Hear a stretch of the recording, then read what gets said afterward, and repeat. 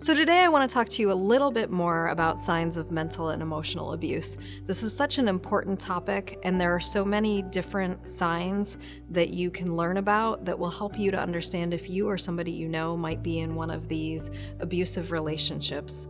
I'm Dr. Sonia, and I'm a licensed clinical psychologist, and I've worked with many people who have struggled with their relationships and trying to determine if they should stay or they should go. And one of the things that I'm always concerned about is working with people who are in relationships that are unhealthy or abusive.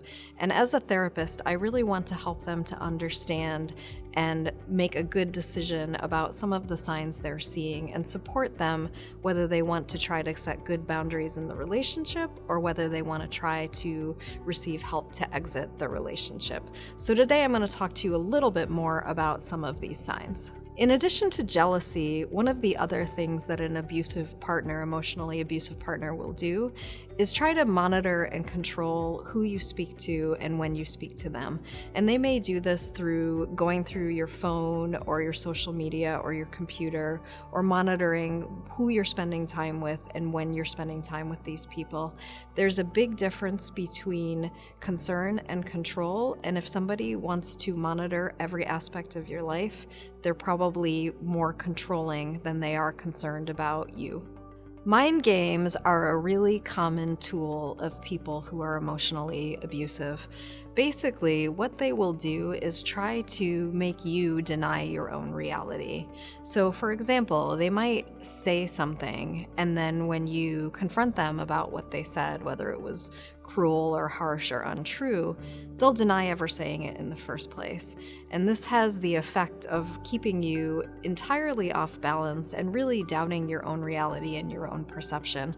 Another common term for this behavior is gaslighting. And if you're with somebody who's gaslighting, it's super important to get help to set some really clear boundaries and decide if this is the type of relationship you want to be in. If you're in a long-term partnered relationship with someone who is emotionally abusive, you may find that they will exclude you from important family decisions. So basically what this does is it puts them in a position of power and leaves you feeling really isolated from the important dynamics of the family. It's a great way to control somebody and keep them from having an active voice in their own life and their own choices.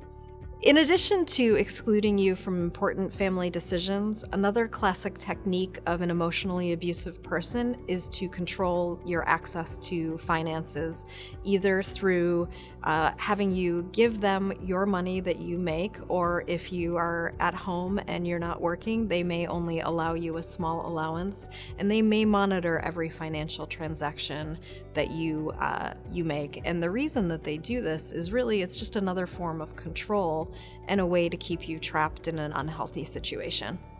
Along with control, threats are a common technique of an abusive individual.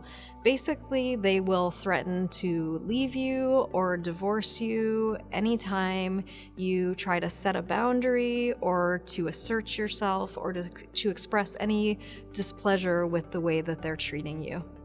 Another strategy that an abuser will use is they will blame you for their bad behavior. So they may say something mean, they may do something cruel, and instead of taking responsibility for their own actions, they will say that somehow you were the cause of that behavior on their part. This is a very subtle but powerful tactic to control another person.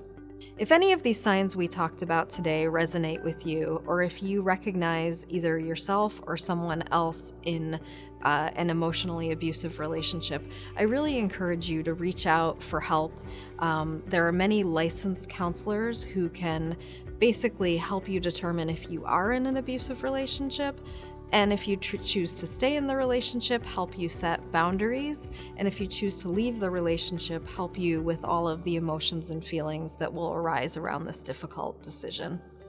If you like this video, please feel free to subscribe to our YouTube channel, where you'll find a lot more content on a variety of mental health topics. And if you're interested in learning more about online counseling, please click the link to BetterHelp.com below.